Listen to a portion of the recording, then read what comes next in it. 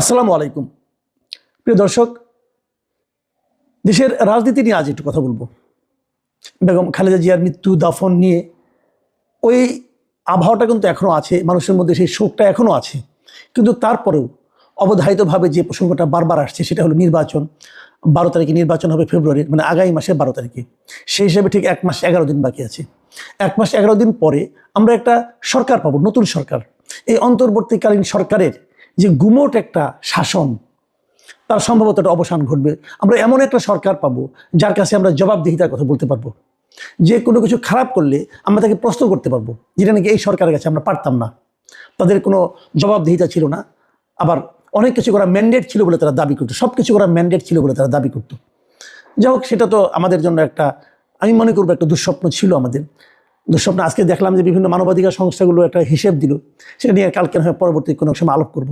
যে অন্য একটা সময়ে যে সরকারকে আমরা বিতাড়িত করেছিলাম, আওয়ামী লীগ সরকারকে, সেই সময়ে যত লোকের বিচার বহির্ভূত মৃত্যু হতো অথবা হয়েছিল, অথবা মবের মাধ্যমে যত লোক মারা গিয়েছিল, তার চেয়ে অনেক বেশি লোক কিন্তু এই 2025 সালে মারা গেছে শান্তিতে নোবেল পাওয়া ডক্টর ইউনূসের আমলে।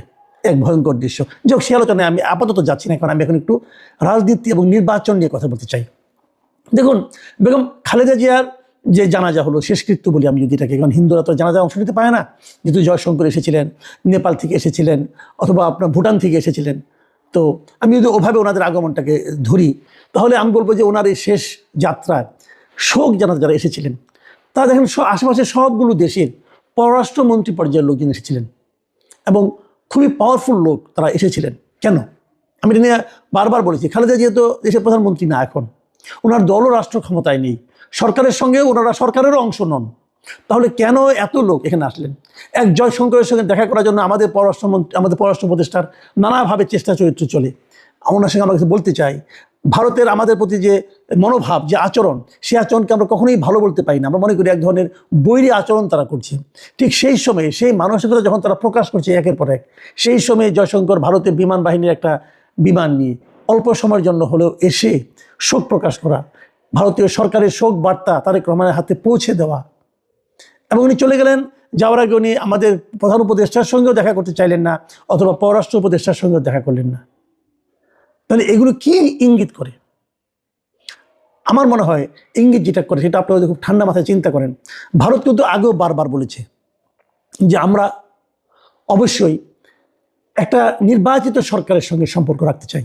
মানে ডক্টর ইউনূস সরকারকে তারা শুরু থেকেই মেনে নিতে পারছিল না, এবং মেনে না নেওয়ার তাদের যে সিদ্ধান্তটা, তারা সেখান থেকে সরেও নি, অটুট আছে ওখানেই। এবং তারা বলছে আমরা একটা নির্বাচিত সরকারের সঙ্গে সম্পর্ক করব। এখন নির্বাচনের আগে নির্বাচনে অংশ নেওয়া অনেকগুলি রাজনৈতিক দল আছে, সেই দলের মধ্যে একটি দলের সঙ্গে যে সম্পর্কটা ওনারা দেখালেন, তার মানে ওনারা কি ধরেই নিয়েছেন যে বিএনপি আগামীতে ক্ষমতায় আসছে? এটা যদি ধরে নেন তাহলে খুব একটা ভুল হবে বলে আমি মনে করি না, কারণ এটাও তো ঠিক। আমরা দেখেছিলাম এর আগে সারা দেশে রাজনৈতিক নানা রকম কর্মকাণ্ডের মাধ্যমে বিএনপি কিন্তু সাধারণ মানুষের কাছ থেকে একটু ডিটাচড হয়ে গিয়েছিল।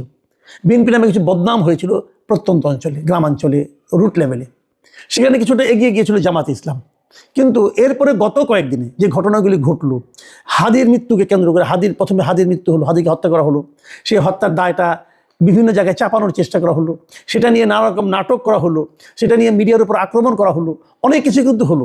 তখন আবার একটা বিপ্লবী সরকার গঠনের কথা বলা হলো। এই সবগুলোই কিন্তু আলটিমেটলি খুব একটা ভিত্তি পায়নি, জনমানুষের কাছে গ্রহণযোগ্যতা পায়নি। এবং এটা আমি মনে করি কোনো একটা গ্রুপের জন্য বড় ধরনের একটা হোঁচট খাওয়ার মতো অবস্থা।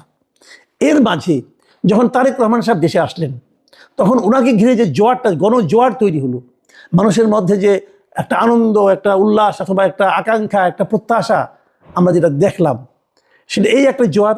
এবং তার কদিন পরেই বেগম খালেদা জিয়ার মৃত্যুকে কেন্দ্র করে, ওনার জানাজাকে কেন্দ্র করে যে আরেকটা জোয়ার, যার সঙ্গে সহানুভূতি, ভালোবাসা মিশ্রিত জোয়ার। এই দুই জোয়ারে আমার কাছে কেন যেন মনে হয় জামাত এবং অন্যান্য দল এতদিন ধরে সারা দেশে যে একটা শক্ত ভিত্তি তৈরি করার চেষ্টা করেছিল, সম্ভবত সেই ভিত্তির একেবারে ভিত্তি মূলে একটা বড় ধরনের আঘাত এসেছে, এবং তাদের সেই ভিত্তি সম্ভবত একটু নড়বড়ে হয়ে গেছে। এর মধ্যে আরেকটা বিষয়, সেটা হলো যে জামাতের যে একটা ভারত বিরোধিতার যে একটা ব্যাপার, তারা যেটা নাকি নার্সিং করে তারা করেন, এবং তাদের হয়ে ওই আমেরিকা থেকে ইলিয়াস হোসেন, অথবা ফ্রান্স থেকে পিনাকি ভট্টাচার্য যেহেতু নিয়মিত তারা নার্সিং করেন, সেখানেও একটু কিন্তু ঝাঁকুনি খেয়েছে একটা ঘটনায়। রয়টার্সকে দেওয়া জামাতের আমির শফিকুর রহমানের যে একটা ইন্টারভিউ, সেখানে উনি বলেছেন যে ওনার সঙ্গে কি ভারতীয় একজন কূটনীতিক দেখা করতে এসেছিল, এবং সেই খবরটা ওনারা তখন প্রকাশ করেননি।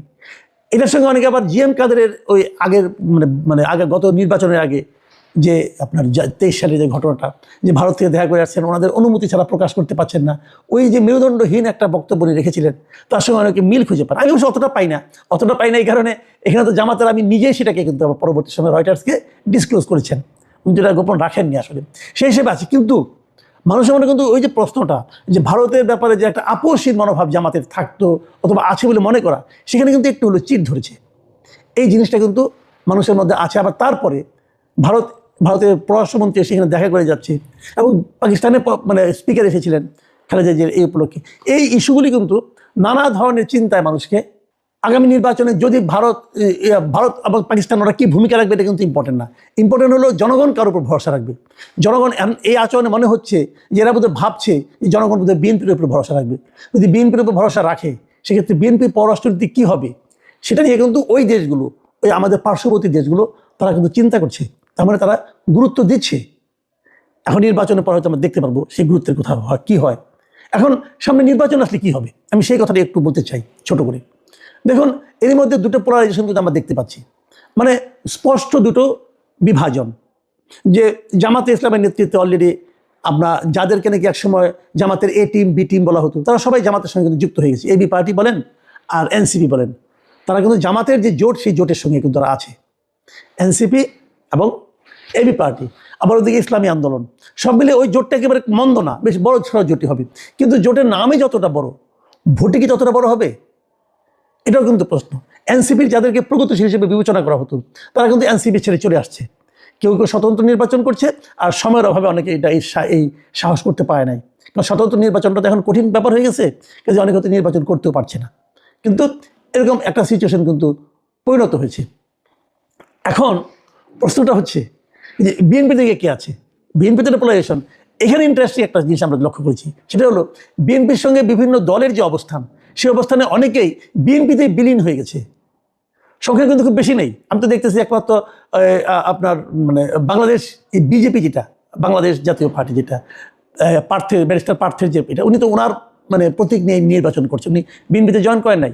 আবার অনেকে এলডিপির থেকে একজন, অথবা ববি হাজ্জাজ, আবার ওইদিকে নূরের সাধারণ সম্পাদক যিনি আছেন রাশেদ খান, এরা তো বিএনপিতে যোগ দিয়ে ধানের শীষ নিয়ে নির্বাচন করছেন।